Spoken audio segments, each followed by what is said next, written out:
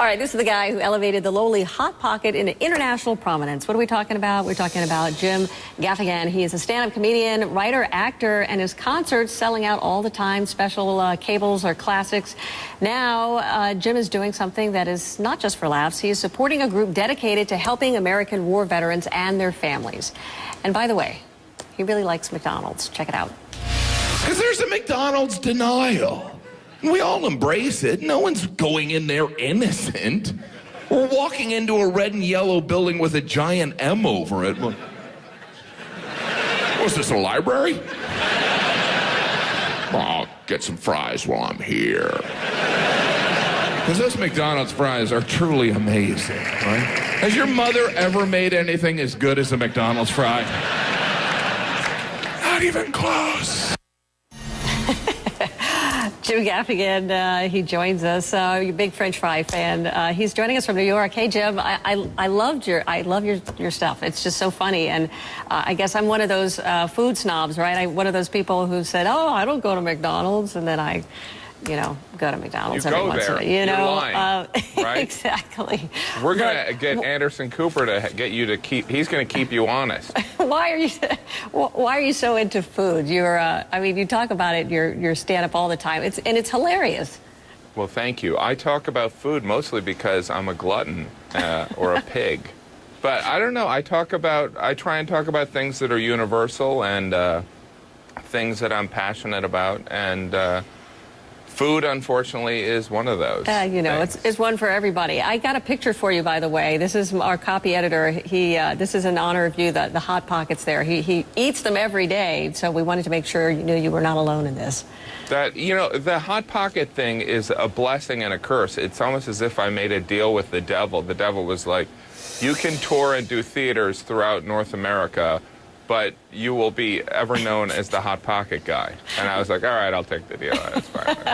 I'm sorry. Well, Jim, tell us about what you're involved in, because I know that you've been doing a lot of stand-up comedy, but you also are giving your proceeds to a very important cause. Tell us a little bit about it.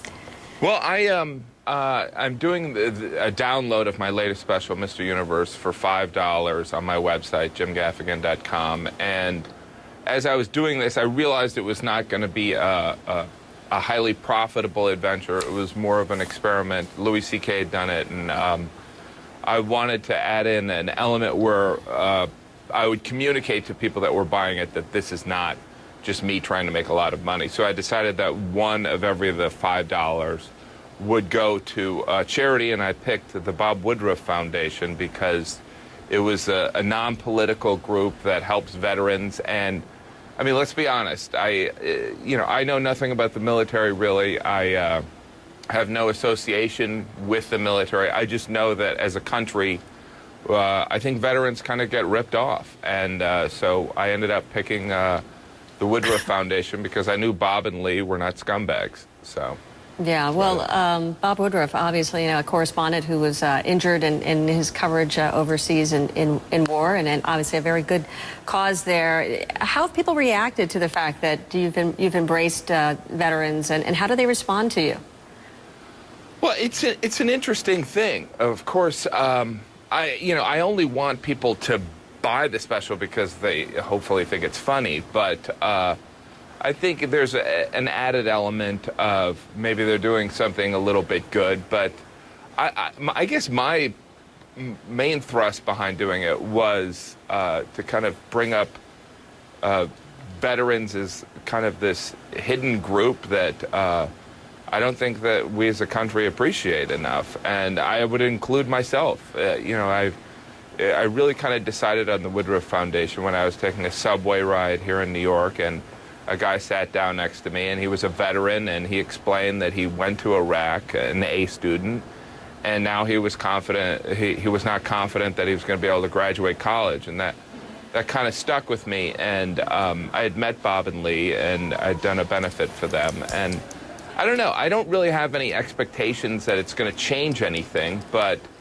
I don't know, I guess I was just kind of raised that you're supposed to do something decent. I mean, it's not that I'm a great person at all. I just, wanted to do the right thing, and the charity element was something that I think worked into the what I wanted to accomplish with the download.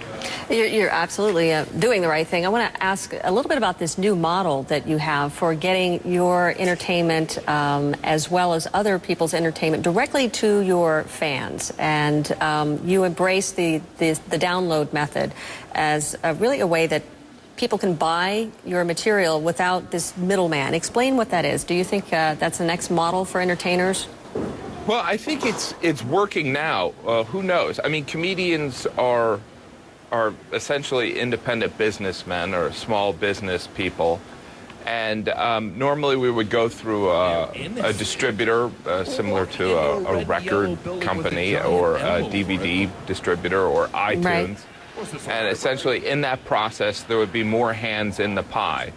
And so what Louis C.K. did was he kept the price really low and made it really easy to purchase, meaning it's like 2 clicks. It's not undifferent from the easiest purchase you've made on the internet.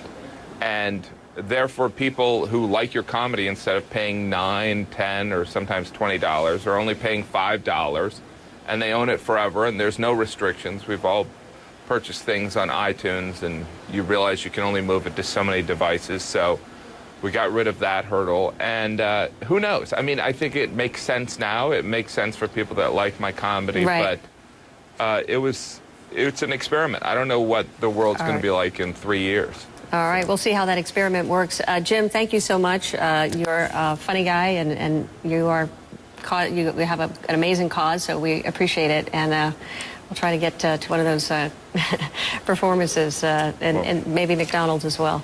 Good to have you. I'll see you at McDonald's. I'll see you at McDonald's. We're going to take a quick break.